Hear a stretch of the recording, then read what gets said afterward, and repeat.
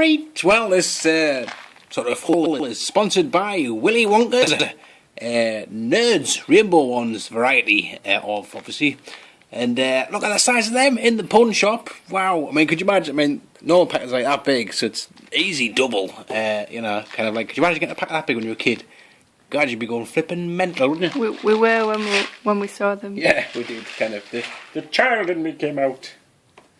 Like I could normally do as things like that. So anyway, I went to a, I suppose, Star Wars convention or something. Well, I don't know.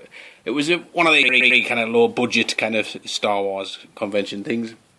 And everything that was there was pretty much massively overpriced, as they are in these things. But there was a couple of people sort of selling stuff for fairly down-to-earth prices, so hence why I went and spent my hard-earned money with them. So the first guy I bought stuff off didn't sell us this.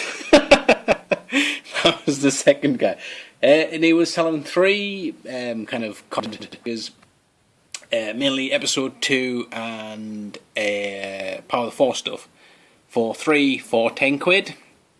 So I got myself here the San Diego Comic-Con 2005. Get Princess Leia, somebody's pinched me holographic guns action figure. So I thought that's pretty cool, because that's kind of about the size hologram that R2 actually does compared to scale with us, kind of, sort of thing. So I thought that would be a pretty cool one to pick up. Got that, just been punched by a gorilla, right? And I also picked up this Padme Amidala, who, you know, I do like myself a bit of Padme, and it's quite mad that the face sculpt on this, which is Episode 2, so I mean this must be around about, what, 2002, so this figure is like 11-year-old now. The sculpt on that is comparable to the Black Series, the new Padme kind of thing, so they haven't really advanced the faces very well. But I do like figures that come with masks, very sort of reminiscent of the Lando Calrissian there, and you get a free satellite dish too, so that's pretty sweet too. So looking forward to getting this one out of the packet, because of modern times I tend to kind of keep things in the packet. So it kind of got a bit rained on, because basically the rain kind of came from the ground up the other day, so this did get a little bit wet, so got Natalie Portman a bit wet the other day. So. And the other one I got, which was in me 3 for 10, was this Star Wars Saga Collection Poggle the Lesser. So I guess he's not very good at puggling, and I think he's like the leader of the I always forget their name. You call them the fly people. Geonosians, that's it, yes. Just been mimed. Did you know? Right, so I got them off him, and he also had this 3-pack of Jabba's skiff guards. And it kind of, look at that, it's like a blind date, isn't it? Yeah.